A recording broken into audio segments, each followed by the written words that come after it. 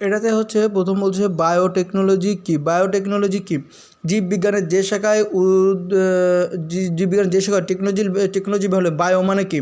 Biology অর্থাৎ জীববিজ্ঞান, অর্থাৎ বায়ো হচ্ছে জীব, জীব বলতে প্রাণী ও উদ্ভিদ, অর্থাৎ জীববিজ্ঞানের যে বায়োটেকনোলজি জীববিজ্ঞানের যে শাখায় টেকনোলজি বা প্রযুক্তির ব্যবহার করে জীব ব্র্যাকেটে আছে জীব বলতে হচ্ছে উদ্ভিদ ও প্রাণীর জৈবনিক প্রক্রিয়া সম্পর্কে বিচার বিশ্লেষণ করা হয়। উদ্ভিদ ও জীবের জৈবনিক প্রক্রিয়া, জৈবনিক কীভাবে তারা বেঁচে থাকে, কী করা হয়, সেগুলো জৈবনিক প্রক্রিয়া সম্পর্কে বিচার বিশ্লেষণ করা হয় তাকে বায়োটেকনোলজি বলে। যে জৈবনিক প্রক্রিয়া সম্পর্কে বিচার বিশ্লেষণ করা হয় তাকে বায়োটেকনোলজি বলে। জৈবিক প্রক্রিয়া সম্পর্কে বিচার বিশ্লেষণ করা হয় তাকে বায়োটেকনোলজি বলে। জেনেটিক ইঞ্জিনিয়ারিং কাকে বলে? কাঙ্ক্ষিত জিন বহনকারী ডিএনএ। জেনেটিক ইঞ্জিনিয়ারিং যারা পড়ে তাদের মূল কাজ হচ্ছে জিন নিয়ে গবেষণা করা, অর্থাৎ কাঙ্ক্ষিত জিনকে অন্য একটা জিনে বহন করার জন্য যে কৌশল। ইঞ্জিনিয়ারিং হচ্ছে জীবের বংশগতির বৈশিষ্ট্য নিয়ে যে জেনেটিক ইঞ্জিনিয়ার হচ্ছে যে প্রকৌশল বিদ্যায় হচ্ছে জেনেটিক, যে প্রকৌশল বিদ্যায় জীবের উৎপত্তি, বংশবৃদ্ধি, জীবের ডিএনএ জিন নিয়ে বিস্তর আলোচনা করা হয়, সেটাই হচ্ছে জেনেটিক ইঞ্জিনিয়ার। অর্থাৎ শুধুমাত্র ডিএনএ খণ্ডকে অন্য কৌশলে জেনেটিক ইঞ্জিনিয়ারিং বলা হচ্ছে। এটা কিন্তু বলছে এটাকেই জেনেটিক ইঞ্জিনিয়ারিং বলছে। তো আমাদের কাছে জেনেটিক ইঞ্জিনিয়ারিং হচ্ছে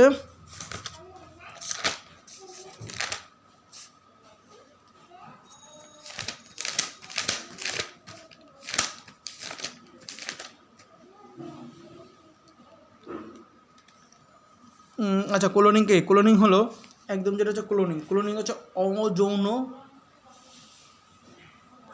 প্রজনন পদ্ধতি। ক্লোনিং হলো অযৌন প্রজনন পদ্ধতি যার মাধ্যমে নিষেক প্রক্রিয়াটা সম্পূর্ণ দেহের বাইরে সংগ্রহণ করা হয়। অযৌন প্রজনন পদ্ধতি, ক্লোনিং হচ্ছে অযৌন প্রজনন পদ্ধতি। এর মাধ্যমে টোটাল যে নিষেক প্রক্রিয়াটা হবে এটা বাইরে সংগঠিত করার পরে সেইটাকে একটা কোনো প্রাণীর গর্ভাশয়ে ইঞ্জেকশনের মাধ্যমে দিয়ে নতুন বাচ্চা করা হয়। অর্থাৎ এখানে নিষেক প্রক্রিয়াটা টোটালি অযৌন প্রক্রিয়ায় সম্পন্ন হবে। এই ক্লোনিং হচ্ছে 3 প্রকার। একটা হচ্ছে জিনের ক্লোনিং করা হতে পারে, অথবা সেল বা কোষের ক্লোনিং হতে পারে, জিনের হতে পারে, বা টোটাল কোষটার হতে পারে, বা জীবের ক্লোনিং হতে পারে। অর্থাৎ আমি এই জিনটা ক্লোন করে আরেকটা জিন করে দিয়ে দিতে পারি, বা কোনো একটা কোষ ক্লোনিং করে দিতে পারি, বা টোটাল জীবের ক্লোনিং। এখানে ক্লোনিং হচ্ছে 3 ব্যাস। একই জিনের অসংখ্য ক্লোন করাকে জিন ক্লোনিং বলে। একই কোষের মতো হুবহু অনেকগুলো কোষ করাকে একটি জীব থেকে হুবহু একই রকম একাধিক জীব পরিবর্তে জীব ক্লোনিং বলা হয়। ক্লোনিং পদ্ধতি আলোচনা করো। এখন ক্লোনিং পদ্ধতিটা আলোচনা করতে গেলে প্রথমে জীবদের নিউক্লিয়াসে ডিম্বকোষ স্থাপনের মাধ্যমে হুবহু জীববৈশিষ্ট্য প্রাণীর জন্মদান পদ্ধতি। ক্লোনিংটা হচ্ছে কি? ক্লোনিং হচ্ছে সম্পূর্ণ অযৌন প্রজনন পদ্ধতি যার মাধ্যমে সামগ্রিক নিষেক প্রক্রিয়াটি জীবদের বাইরে সম্পন্ন করা হয়। এই ক্লোনিং পদ্ধতিকে একটি জীব ক্লোনিং পদ্ধতি আলোচনা করা হচ্ছে। এখানে হচ্ছে এটা হচ্ছে ডোনার। এই ডোনারের কোষ আর এই হচ্ছে ডিম্বাণু থেকে নিউক্লিয়াস অপসারণ, অর্থাৎ এর এই কোষ থেকে নিউক্লিয়াসকে অপসারণ করা, আর এর ওই ডিম্বাণু থেকে সেই নিউক্লিয়াস অপসারণ করা। অর্থাৎ আমি এইটা একটা ধরি, এটা একটা ছাগল, এটা আর একটা ছাগল, দুটো ছাগল। এর কোষ থেকে একটা নিউক্লিয়াস, এর কোষ থেকে এর নিউক্লিয়াস অপসারণ করব। এই একটা ছাগল এক্স থেকে এর কোষ থেকে নিউক্লিয়াস অপারেশন করব, আর এর ডিম্বাণু থেকে একটা তো কোষ নিতে হবে, নিউক্লিয়াস অপারেশন করব, আর এর ডিম্বাণু থেকে নিউক্লিয়াসকে অপসারণ করে এবার এই নিউক্লিয়াসকে এই ডিম্বাণুতে যে নিউক্লিয়াস অপারেশন করা হয়েছে এই নিউক্লিয়াসটা ওই ডিম্বাণুতে প্রতিস্থাপন করা হয়। ফলে কিসের সৃষ্টি হচ্ছে? একটা ভ্রূণের সৃষ্টি হচ্ছে। এই ভ্রূণটা পালিত মায়ের শরীরে স্থানান্তর করা হবে। ফলে এখানে যে একটা হবে সেটা হচ্ছে মাতার অনুরূপ জিন সহ উৎপাদিত প্রাণী। ফলে কী হবে? মাতার অনুরূপ জিন সহ, অর্থাৎ আমি দুটো ছাগল নিলাম, অর্থাৎ এক্স এবং ওয়াই। এর কোষ থেকে একটা নিউক্লিয়াস নিলাম, আর ওর কোষ থেকে না, বরং ওর ডিম্বাণু থেকে নিউক্লিয়াসটা অপসারণ করলাম। করার পরে ইঞ্জেকশনের মাধ্যমে এর নিউক্লিয়াসটা ওর ডিম্বাণুতে প্রতিস্থাপন করলাম। করার ফলে একটা ভ্রূণের সৃষ্টি হলো। এই ভ্রূণটা পালক মায়ের শরীরে স্থানান্তর। তারপরে ওখান থেকে মাতার অনুরূপ একটি প্রাণী সৃষ্টি হলো। টোটাল এই প্রক্রিয়াটা জীবদের বাইরে সংঘটিত হয়, এই জন্য এটাকে কী বলা হচ্ছে, ক্লোনিং বলা হচ্ছে বা অযৌন প্রজনন পদ্ধতি বলা হচ্ছে। ক্লোনিংয়ের সামাজিক প্রভাব। পশুদের ক্লোনিংয়ের ক্ষেত্রে তেমন বিতর্ক সৃষ্টি হয়নি, তবে মানুষের ক্লোনিংয়ের ক্ষেত্রে তীব্র বিতর্ক সৃষ্টি হয়েছে। ক্লোনিংয়ের ফলে সৃষ্ট শিশুটি সুস্থ হবে কিংবা বিকলাঙ্গ হবে তা নিয়ে সংশয় থেকে যায়। বিকলাঙ্গভাবে জন্ম নেওয়া শিশুটি সমাজের জন্য অপ্রত্যাশিত। এক কথায় ক্লোনিং মানব সমাজের জন্য প্রকৃতির বিরুদ্ধে একটি বড় ধরনের হস্তক্ষেপ। ক্লোনিংয়ের ফলে জন্ম নেওয়া শিশুটি বৈশিষ্ট্য ক্লোন হতে চাওয়া ব্যক্তির মতো নাও হতে পারে। ধর্ম আর বিজ্ঞান এক নয়। ক্লোনিং হবে ধর্মীয় ও প্রকৃতির বিরুদ্ধে এক ধরনের বড় হস্তক্ষেপ। এবার বলছে ট্রান্সজেনিক উদ্ভিদ কি? জিনকে ট্রান্সফার করে সৃষ্ট উদ্ভিদই হচ্ছে ট্রান্সজেনিক উদ্ভিদ। জিনকে চেঞ্জ করা হবে কিসের জন্য? আমি একটা কাঙ্ক্ষিত বৈশিষ্ট্যের উদ্ভিদ বানানোর জন্য অন্য একটি উদ্ভিদকে জিনটা পরিবর্তন করে যে নতুন একটা উদ্ভিদ করা হবে, সেটাই মূলত ট্রান্সজেনিক আছে।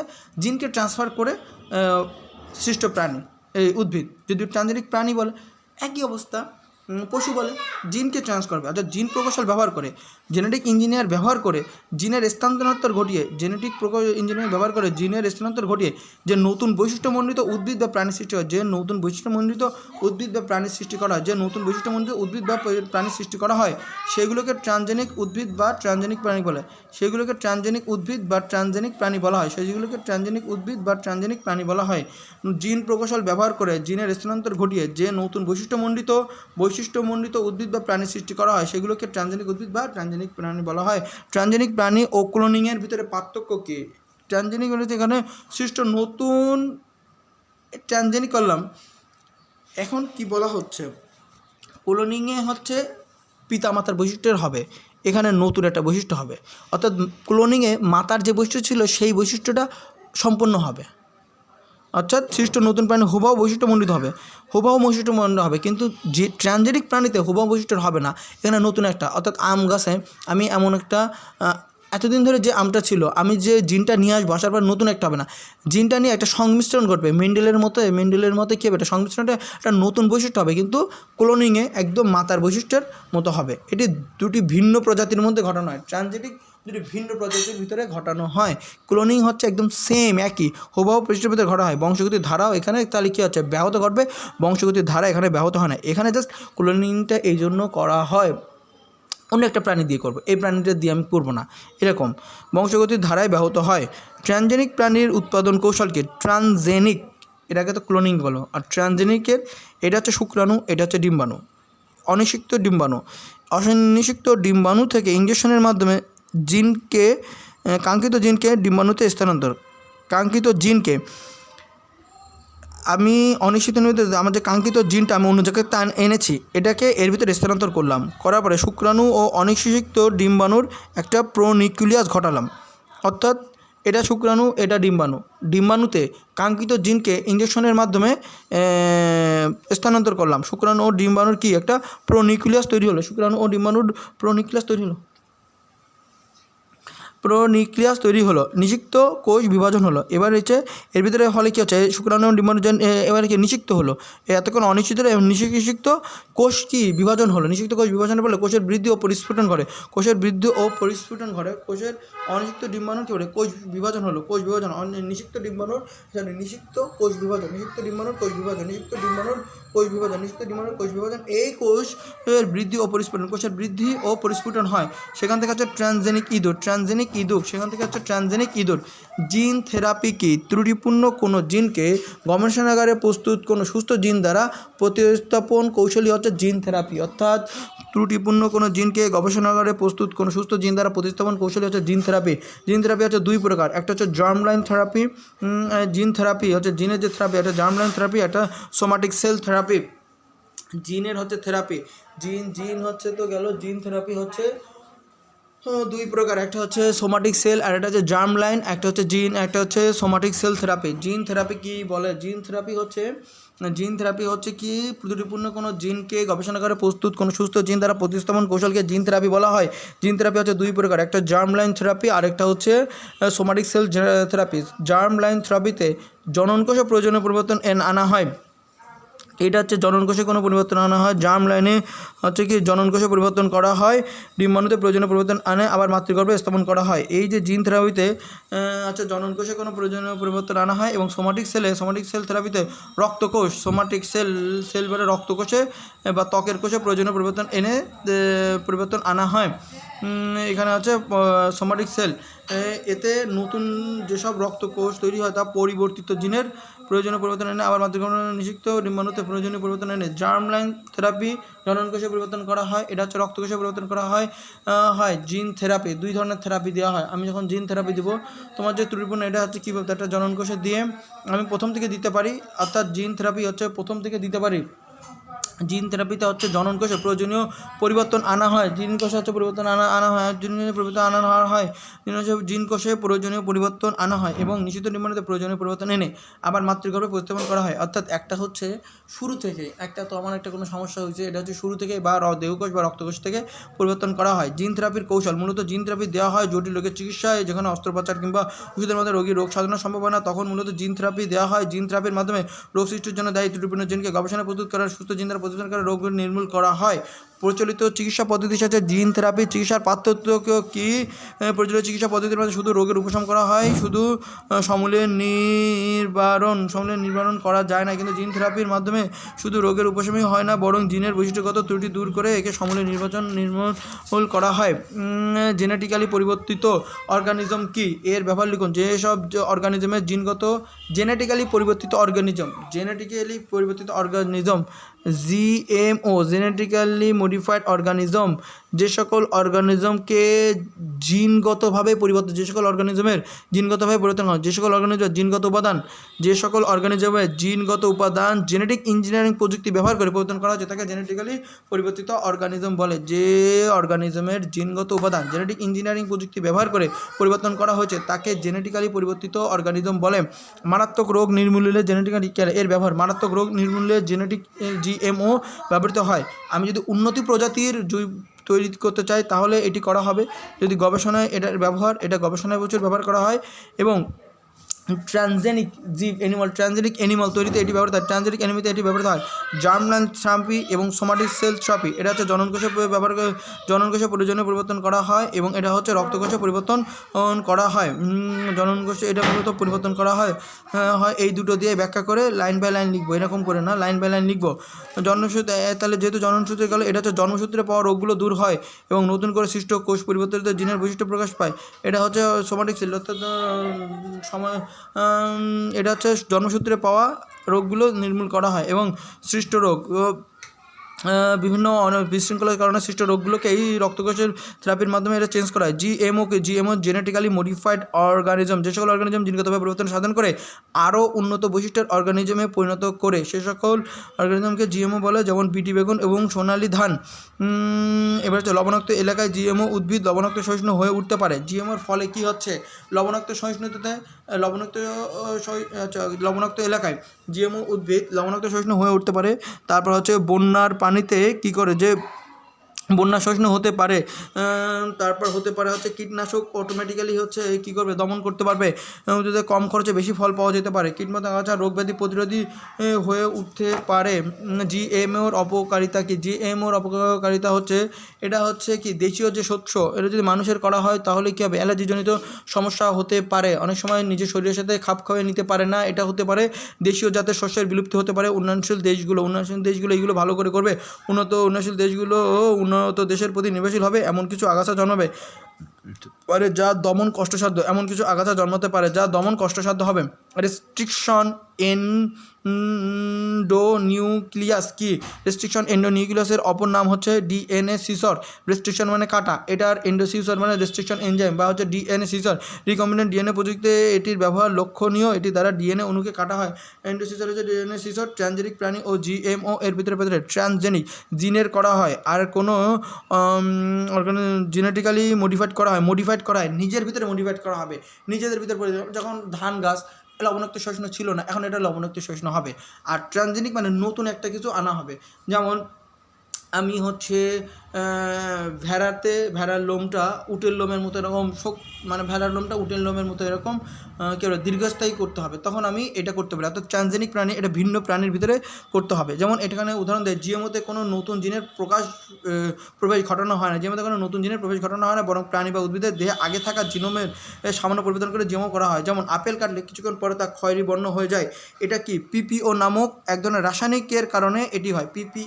পিপিও নামক এক ধরনের রাসায়নিকের কারণে এটি হয়। বিজ্ঞানীরা পিপিও সৃষ্টির জন্য যে জিন দায়ী তা অপসারণ করে নতুন জেনেটিক্যালি মডিফাইড আপেল তৈরিতে সক্ষম হয়েছে, যার বর্ণ কাটলেও পরিবর্তিত থাকে। আর ট্রানজেনিক জিন হচ্ছে প্রাণীতে তাদের জিনোমের নতুন জিনের প্রবেশ করে নতুন বৈশিষ্ট্যের প্রাণীর উদ্ভব ঘটানো হয়। যেমন কম দুধ উৎপন্ন করা গরুর জন্য যে জিন দায়ী, সে তাকে বেশি দুধ উৎপাদনকারী জন্য যে জিন দ্বারা প্রতিস্থাপন ঘটিয়ে দুধে উৎপাদন করা হয়। এবার এটা হচ্ছে কি একদম এখনও 10টা আছে, সেটা হচ্ছে বায়োটেকনোলজির অবদান সমূহ লিখো। বায়োটেকনোলজি জীববিজ্ঞান হচ্ছে কি উদ্ভিদের ক্ষেত্রে এগুলো কি হচ্ছে, প্রাণীর ক্ষেত্রে কি হচ্ছে, উদ্ভিদ গেল প্রাণী গেল, কৃষি এবং চিকিৎসা। বায়ো মানে হচ্ছে কি জীব বলতে উদ্ভিদকে বোঝাচ্ছে। বায়োটেকনোলজি উদ্ভিদের জন্য কী করছে, বায়োটেকনোলজির কারণে আমরা বেশি সহ্য পাচ্ছি, এই পাচ্ছি সে পাচ্ছি। এবং প্রাণীর ক্ষেত্রে কী হচ্ছে, বায়োটেকনোলজি আমাদের জীবনযাত্রার মান উন্নত হচ্ছে এগুলো। কৃষিক্ষেত্রে কী হচ্ছে, এই যে উদ্ভিদটাকে যেগুলো দিলাম, উদ্ভিদটাকে কৃষির ভিতরে ফেলে দিব, এটা কৃষিক্ষেত্রে না দিয়ে বরং আমি এটা হচ্ছে বায়ো মানে জীব, আর এটা জীব মানে কী হচ্ছে উদ্ভিদ প্রাণী, এটা হচ্ছে উদ্ভিদ দেই। বায়ো মানে হচ্ছে বায়ো মানে হচ্ছে জীব মানে হচ্ছে বায়ো মানে জীব মানে হচ্ছে উদ্ভিদ আর একটা হচ্ছে প্রাণী, উদ্ভিদ আর একটা হচ্ছে প্রাণী। উদ্ভিদের কী হচ্ছে লবণাক্ত সহিষ্ণু জাতের উদ্ভিদ উৎপন্ন করতে পারে, রোগ পতঙ্গ বালাই প্রতিরোধী হয়ে উঠতে পারে, অধিক মাত্রার খাদ্য উৎপাদন করতে পারে, অধিক পরিমাণে প্রোটিন উৎপাদনও করতে পারি। এই উদ্ভিদে অধিক পরিমাণে প্রোটিন উৎপাদন করতে পারি, বন্যা সহিষ্ণু হতে পারে, সহিষ্ণু হতে পারে।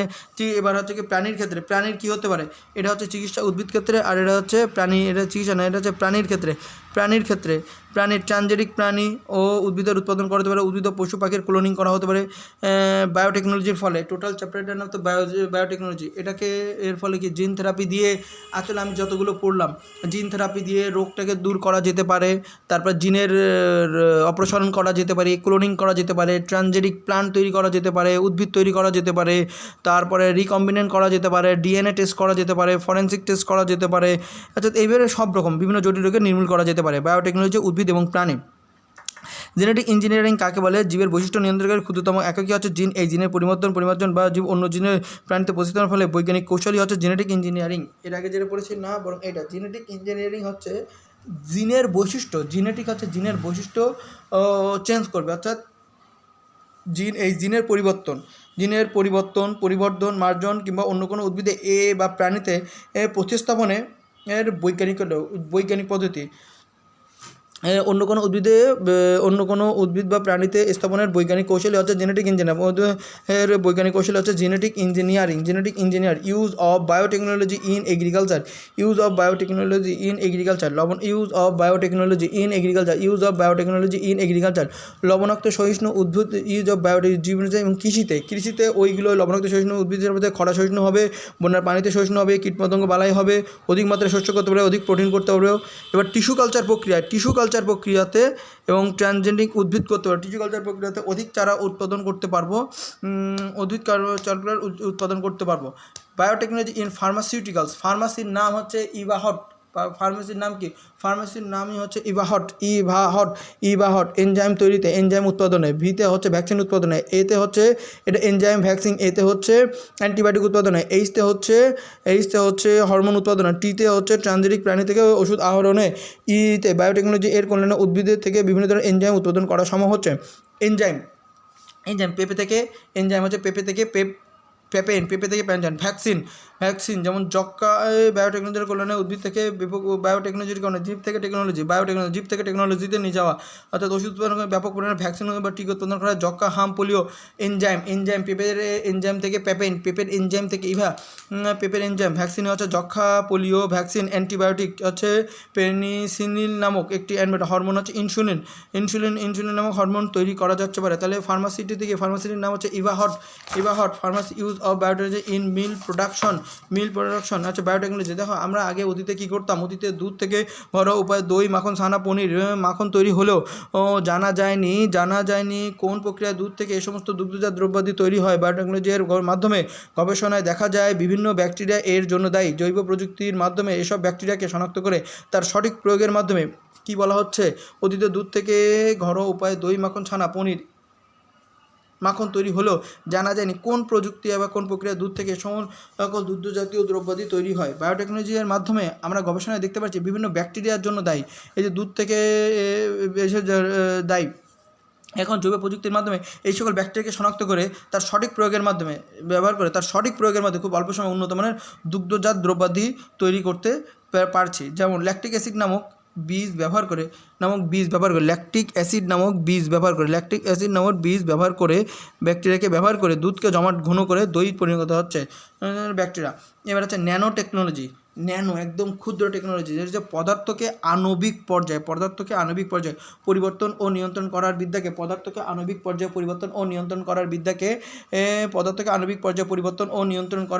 হচ্ছে ন্যানো টেকনোলজি বলে। পদার্থকে আণবিক পর্যায়ে পরিবর্তন ও নিয়ন্ত্রণ করার বিদ্যাকে হচ্ছে ন্যানো টেকনোলজি বলে। পদার্থকে আণবিক পর্যায়ে পরিবর্তন ও নিয়ন্ত্রণ করার বিদ্যাকে ন্যানো টেকনোলজি বলে। 1 মিটারে 100 কোটি ভাগের 1 ভাগ হচ্ছে ন্যানোমিটার। 1 মিটারের 100 কোটি ভাগের 1 ভাগ হচ্ছে ন্যানোমিটার। 1/100 কোটি 1 মিটারের 100 কোটি ভাগের 1 ভাগ, 1 মিটারের 100 কোটি ভাগের 1 ভাগ হচ্ছে ন্যানোমিটার। পদার্থকে আণবিক পর্যায়ে পরিবর্তন ও নিয়ন্ত্রণ করার বিদ্যা। পদার্থকে আণবিক পর্যায়ে পরিবর্তন ও নিয়ন্ত্রণ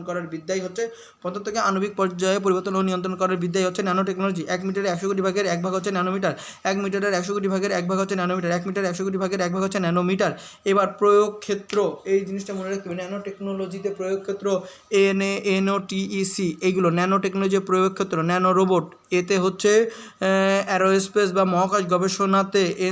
ওতে হচ্ছে ওষুধ তৈরিতে। টেতে হচ্ছে টেক্সটাইলে। ইতে হচ্ছে ইলেকট্রনিক্সে। সিতে হচ্ছে ক্যান্সারে। এইচতে হচ্ছে হার্ডওয়্যারে। এই জিনিসটা মনে করতে ন্যানো টেকনোলজির প্রয়োগ। ন্যানো রোবট তৈরিতে ন্যানো টেকনোলজির মাধ্যমে ন্যানো রোবট তৈরি গবেষণা তৈরি করেছে, যা মানব দেহের অভ্যন্তরে অস্ত্রোপচার করতে সক্ষম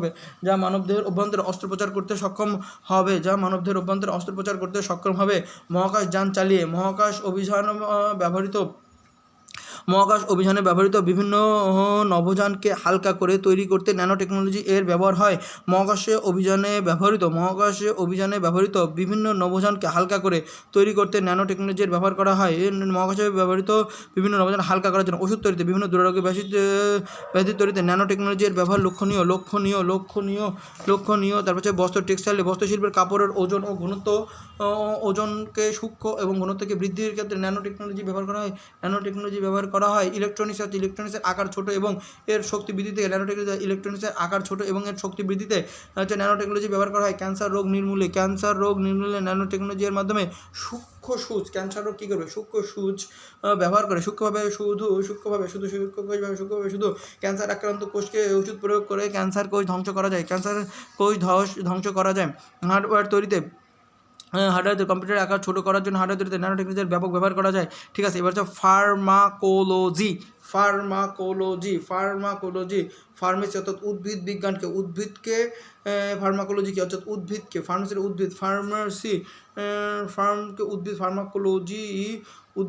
ফার্মাকোলজি হচ্ছে ফলিত উদ্ভিদ বিজ্ঞানের যে শাখায় মানুষের দেহের উপর ফার্মেসিতে যে ওষুধ অর্থাৎ উদ্ভিদ মানুষের শরীরে যেটা কাজ করে সেটা হচ্ছে ফার্মাকোলজি।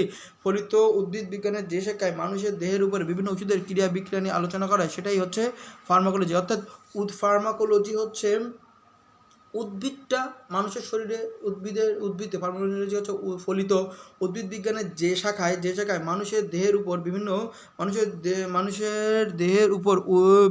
উদ্ভিদ থেকে সৃষ্ট ওষুধের ক্রিয়া ও বিক্রিয়া নিয়ে আলোচনা করে। বিভিন্ন উদ্ভিদের ওষুধ থেকে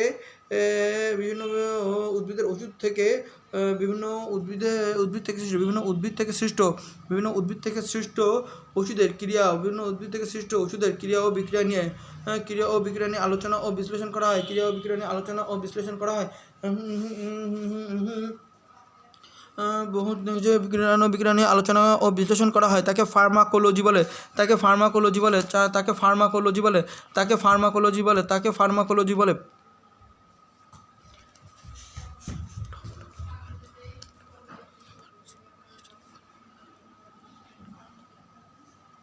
ফার্মাকোলজি বলে, এটা হচ্ছে ফার্মাকোলজি বলে। এই ফার্মাকোলজিতে হচ্ছে দেখো থানকুনির পাতার রস, এটা গ্যাস্ট্রিক আলসারে কাজ হবে। বাসকের রস ব্রঙ্কাইটিসে কাজ হবে। তুলসীর রস শ্বাসকষ্ট তে কাজ হচ্ছে। অর্জুনেশাল হৃদরোগে কাজ হচ্ছে, অর্জুনেশাল হৃদরোগে কাজ হচ্ছে তুলসী অর্জুন। এবং পেনিসিলিয়াম নোটাটা সত্তর থেকে পেনিসিলিয়াম তৈরি, এবং পেনিসিলিয়াম নোটাটা কত, তো এটা ফার্মাকোলজি, এটা হচ্ছে ফার্মাকোলজি ফলিত উদ্ভিদ বিজ্ঞানের যে শাখায় মানুষের দেহের উপর বিভিন্ন উদ্ভিদ থেকে সৃষ্ট ওষুধের ক্রিয়া বিক্রিয়া নিয়ে আলোচনা করা ও বিশ্লেষণ করা হয় তাকে ফার্মাকোলজি বলে। এবার হচ্ছে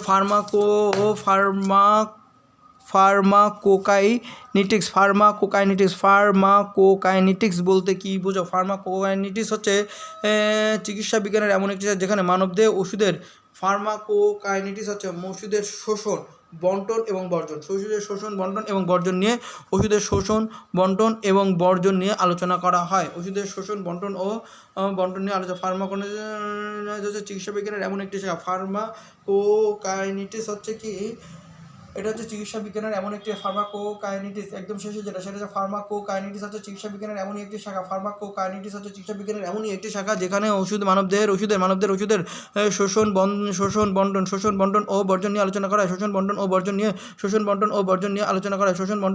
নিয়ে আলোচনা করা হয়। ফার্মাকোকাইনেটিক্স কি? প্রযুক্তির পদ্ধতি কয়টি? 3 ওষুধ শোষণ, বন্টন ও বর্জন। ওষুধ শোষণ, রক্ত স্রোতের মধ্যে ওষুধের গতিবিধি। ওষুধের শোষণের পদ্ধতি কয়টি ও কী কী? ওষুধের শোষণ করবো, রক্ত স্রোতের মধ্যে ওষুধের গতিবিধি। ওষুধ যখন আমি খেলাম তাহলে কি রক্ত স্রোতের মধ্যে ওষুধের গতিবিধি। ওষুধের বন্টন, ওষুধ রক্ত স্রোতে কলা ও অঙ্গসমূহের মধ্যে চলে যায়। এবং রক্ত থেকে ওষুধ বর্জনকে আবার 2 ভাগে ভাগ করা যায়, লিভারের মধ্যে হয় এবং কিডনির মধ্যে হয়। ওষুধ বর্জন হচ্ছে লিভারের মাধ্যমে হয় আর কিডনির মাধ্যমে ওষুধ বর্জন হয়, যেটা লিভারের মাধ্যমে হয়, আরেকটা হচ্ছে কি লিভারের মাধ্যমে হয়, আরেকটা হচ্ছে কি কিডনির মধ্যে হয়। একটা হচ্ছে লিভারের মধ্যে হয়, একটা হচ্ছে কিডনির মধ্যে হয়। ওষুধ শোষণ, ওষুধ হচ্ছে রক্তের মধ্যে, ওষুধ হচ্ছে রক্ত স্রোতের মধ্যে ওষুধের গতিবিধি। রক্ত স্রোতের মধ্যে ওষুধের গতিবিধি, রক্ত স্রোতের মধ্যে ওষুধের গতিবিধি, রক্ত স্রোতের মধ্যে ওষুধের গতিবিধি, রক্ত স্রোতের মধ্যে ওষুধের গতিবিধি, রক্ত স্রোতের মধ্যে ওষুধের গতিবিধি, রক্ত স্রোতের মধ্যে ওষুধের হচ্ছে গতিবিধি, রক্ত স্রোতের মধ্যে ওষুধের গতিবিধি, রক্ত স্রোতের মধ্যে ওষুধের গতিবিধি, রক্ত স্রোতের মধ্যে ওষুধের গতিবিধি, রক্ত স্রোতের মধ্যে ওষুধের গতিবিধি। জৈব প্রযুক্তি ও ন্যানো প্রযুক্তির মধ্যে পার্থক্য কি? জৈব প্রযুক্তি ও ন্যানো প্রযুক্তি, জীবের সাথে প্রযুক্তির ব্যবহার সংক্রান্ত বিদ্যা, জীবের সাথে প্রযুক্তির ব্যবহার সংক্রান্ত বিদ্যা, জীবের সাথে প্রযুক্তির ব্যবহার সংক্রান্ত বিদ্যা। পদার্থ থেকে জীবের সাথে প্রযুক্তির ব্যবহার সংক্রান্ত। জৈব প্রযুক্তি, জৈব হচ্ছে জীব।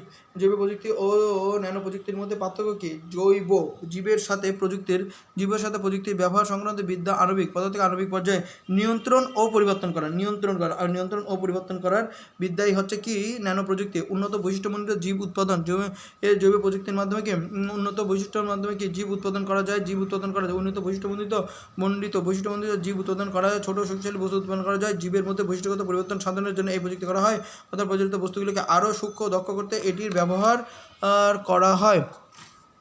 এবার বলছে কি, এই যে এটাই জীব প্রযুক্তি ও ন্যানো প্রযুক্তির মধ্যে পার্থক্য। জীব প্রযুক্তি ও ন্যানো প্রযুক্তি, জীবের সাথে প্রযুক্তির ব্যবহার সংক্রান্ত বিদ্যা, পদার্থকে আণবিক পর্যায়ে নিয়ন্ত্রণ ও পরিবর্তন করার বিদ্যা। উন্নত বৈশিষ্ট্যমণ্ডিত জীব উৎপাদন, ছোট ও শক্তিশালী বস্তু উৎপাদন। জীবের মধ্যে বৈশিষ্ট্যগত পরিবর্তন সাধনের এই প্রযুক্তি ব্যবহার করা হয়। বর্তমানে প্রচলিত বস্তুগুলোকে আরও সূক্ষ্ম ও দক্ষ করতে এটির ব্যবহার করা হয়। শেষ পর্যন্ত প্লাজমিড কি এর বৈশিষ্ট্য কি? প্লাজমিড হচ্ছে কোষের ভিতরে, এই হচ্ছে কোষের ভিতরে ছোট বৃত্তাকার ডিএনএ অণু যা ক্রোমোজোমাল ডিএনএ থেকে আলাদা থাকে। প্লাজমিড কি? কোষের ভিতরে ছোট বৃত্তাকার ডিএনএ অণু যা ক্রোমোজোমাল ডিএনএ থেকে আলাদা থাকে। বৈশিষ্ট্য হচ্ছে এটা দ্বিসূত্রক ডিএনএ অণু বিশিষ্ট। প্লাজমিড হচ্ছে এটা কি দ্বিসূত্রক ডিএনএ অণু বিশিষ্ট। এটাও তো একটা ডিএনএ, এটা একটা ডিএনএ, কিন্তু এটা হচ্ছে দ্বিসূত্রক ডিএনএ অণু বিশিষ্ট। এটি অল্প সংখ্যক জিন বহন করে। এটি হচ্ছে এটা হচ্ছে বৃত্তাকৃতির, এটা বৈশিষ্ট্য হচ্ছে বৃত্তাকৃতি হয়। রেস্ট্রিকশন এনজাইম দ্বারা আদর্শ প্লাজমিডের নির্দিষ্ট স্থানগুলো ভেঙে ফেলা যায়, এবং রেস্ট্রিকশন এনজাইম দ্বারা এটা রিকম্বিনেন্ট ডিএনএর ক্ষেত্রে এই প্লাজমিডের ব্যবহার করা হয়। রিকম্বিনেন্ট ডিএনএর ক্ষেত্রে আর ডিএনএ তে প্লাজমিডের ব্যবহার লক্ষণীয়। প্লাজমিডের ব্যবহার লক্ষণীয়। এটা হচ্ছে বৃত্তাকার আকারে হয়, এটা হচ্ছে বৃত্তাকার হয়, এটা হচ্ছে বৃত্তাকার হয়। এটা তো ক্রোমোজোমাল ডিএনএ, এটা হচ্ছে প্লাজমিড, এটা হচ্ছে দ্বিসূত্রক ডিএনএ। এটা যে দ্বিসূত্র, এটা বৃত্তাকার আকারে কোষের অভ্যন্তরে অবস্থান করে। এটা হচ্ছে কোষের অভ্যন্তরে অবস্থান করে, কোষের অভ্যন্তরে অবস্থান করে, কোষের অভ্যন্তরে অবস্থান করে। শেষ এই চ্যাপ্টার। এরপরে হচ্ছে